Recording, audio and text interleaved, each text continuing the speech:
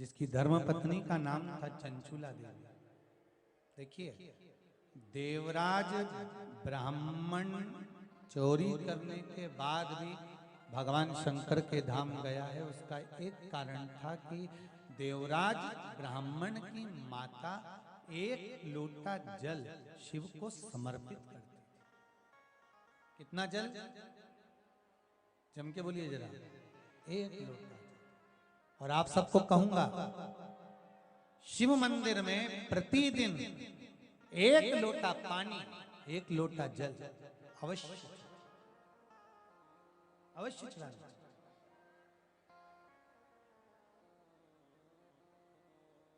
एक लोटा पानी भगवान शंकर को अवश्य। क्या होता है? 3 दोष समाप्त होते हैं एक लोटा पानी शिव जी को चढ़ाने से। 3 दोष। पहला पितृदोष, दूसरा वास्तु दोष और तीसरा कालसर्प दोष। जब हम घर में से जल लेकर जाते हैं तो हमारे घर का पानी जब जाता है तो घर का जो वास्तु केंद्र होता है वो रसोई घर होता है। रसोई घर में से जल ले जाकर शिव जी को चढ़ाते हैं तो उससे वास्तु दोष समाप्त होता है। दूसरे नंबर पर है पितृदोष। घर का जो मटका होता है, परिंदा होता है, हंडा होता है, वो पितरों का स्थान होता है। उस पितरों के स्थान पर जो जल भरा होता है उसमें से अगर भाग भगवान शिव को चढ़ाया जाए तो पितरों का देवता आर्यमा भगवान शंकर के कहने पर चलता है। इसलिए वो भाग जब शिव को प्राप्त होता है तो आर्यमा संतुष्ट होकर पितरों को भी फल प्रदान करता है। तीसरे नंबर पर कालसर्प दोष। भगवान शंकर को एक लोटा पानी अगर चढ़ा रहे हो, भगवान शिव पर एक लोटा पात्र जल का अगर चढ़ा रहे हो तो आपका कालसर्प दोष समाप्त। कालसर्प दोष होता कैसे? शंकर भगवान का चढ़ा हुआ जल तुलसी जी में चढ़ाने से पत्रिका में कालसर्प दोष हो जाता है। जैसे माँ जो होती है ना, घर की जो माँ होती है, अगर गर्भ में बच्चा है, गर्भ में संतान है, और वो शिव जी पर अगर एक लोटा पानी जैसे शंकर जी पर जल चढ़ाया, थाली में सारे भगवान को निला लिया, गणेश जी, देवी जी, शंकर जी, सारे देवताओं को एक ही थाली में रखकर स्नान कराकर वो शंकर का चढ़ा हुआ जल जब चढ़ाया जाता है तुलसी जी में ले जाकर लोग डाल देते हैं, उससे जो बच्चा जन्म लेता है उस बच्चे की पत्रिका में कालसर्प दोष आ जाता है।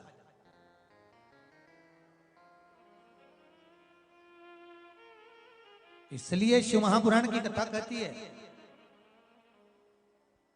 सारे देवताओं को भले एक ही थाली में स्नान करा लो, एक ही पात्र में स्नान करा लो, पर देवाधिदेव महादेव को एक छोटे से पात्र में अलग से स्नान करा लेना चाहिए, अलग से।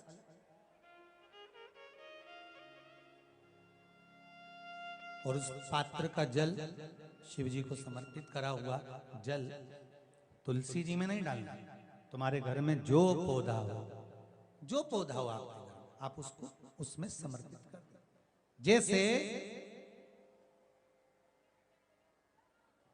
बेलपत्री चढ़ाने के बाद जल चढ़ाना या जल चढ़ाकर बेलपत्र चढ़ाना।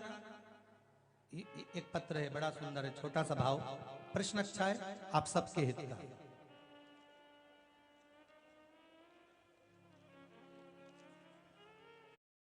मिला उसी तरह आप शिव मंदिर में जाकर दर्शन करेंगे तो 2 चीजें अपने को दर्शन करने को मिलेगी। एक भक्त आता है शंकर जी के मंदिर में, लोग भाव से पहुंचते हैं तो पहले वो क्या करते हैं, पहले बेलपत्री चढ़ा देते हैं, फिर जल चढ़ा देते हैं। और एक भक्त जो शिव मंदिर में पहुंचता है पहले जल चढ़ाता है फिर बेलपत्र चढ़ाता है। दोनों का अलग अलग क्रम है, दोनों का अलग अलग भाव वर्णन है।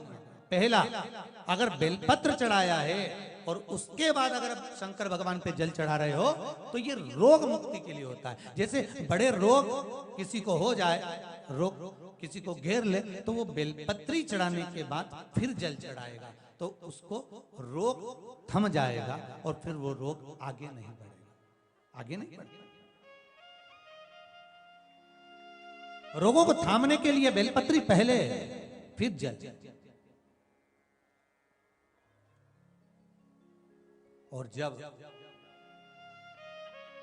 कुछ कार्य के लिए आप, सिद्धता के लिए आप, अच्छे कार्य के लिए आप, मन की प्रसन्नता के लिए, आनंदता के लिए आप शिव आराधना कर रहे हो, आप शंकर की आराधना कर रहे हो, तो आप जल चढ़ाकर फिर बेलपत्री चढ़ा, उसका लाभ आनंद में।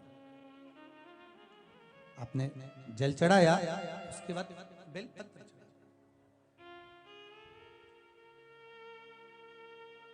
बस एक बात का स्मरण आपको होना चाहिए शिव महापुराण का, कि जब भी आप भगवान शंकर को बेलपत्र चढ़ाते हैं, बेलपत्र समर्पित करते हैं, बेलपत्र समर्पित करते समय प्रयास करा करें कि ये बेलपत्र को जब भी आप समर्पित करें, प्रयास करें कि बीच की जो पत्ती होती है बेलपत्र की, मध्य की जो पत्ती होती है, उसको अंगुष्ठ से पकड़ा जाए।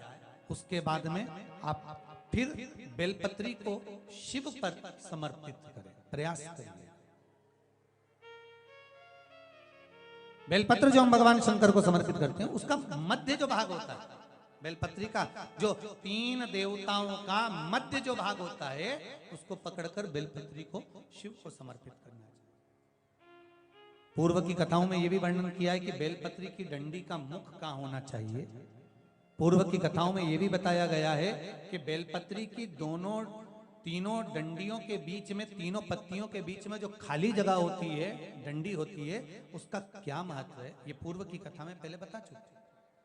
पर आज जो क्रम चल रहा है कथा का, उसमें अपन जो समझ रहे हैं वो ये होना चाहिए कि आप किस कामना से जल चढ़ा रहे हैं, आपके जल चढ़ाने का क्रम क्या है। अगर आप रोग मुक्ति के लिए चढ़ा रहे हैं तो पहले बेलपत्र चढ़ेगी, फिर जल चढ़ेगा। आप कार्य सिद्धि के लिए चढ़ा रहे हैं, पहले जल चढ़ेगा, फिर बेलपत्र चढ़ेगी। और यदि कोई विशेष कार्य है आपका, जो आपको भगवान शंकर से जाकर कहना है, कोई विशेष कार्य, जैसे ब्रह्मलोक में ब्रह्मा है, बैकुंठ में भगवान विष्णु है, पर संसार सागर में, ब्रह्मांड में, मृत्यु लोक में अगर कोई देव है तो वो देव अधिदेव महादेव, वो देव अधिदेव महादेव, दूसरा नहीं।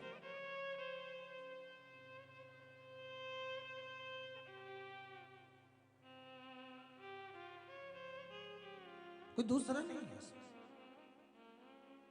भगवान दया करना, मैं तेरे भरोसे हूँ। भोलेनाथ दया करना, मैं तेरे भरोसे हूँ। ना घर के भरोसे हूँ, ना परिवार के भरोसे हूँ। सब गाइए। ना घर के भरोसे हूँ, ना परिवार के भरोसे हूँ। भोलेनाथ दया करना, मैं तेरे भरोसे हूँ। भोलेनाथ दया करना, मैं तेरे भरोसे हूँ। जिसको एक भरोसा होता है शंकर का, भगवान का एक भरोसा होता है, दिखता नहीं है, दिखता नहीं है। ना इनके भरोसे हूँ, ना उनके भरोसे हूँ। बार क्षमा चाहता हूँ, एक बार आपसे इजाजत मांगकर व्यासपीठ से आपको नमन करना चाहता हूँ, क्योंकि बहुत दूर से आप लोग आए हैं।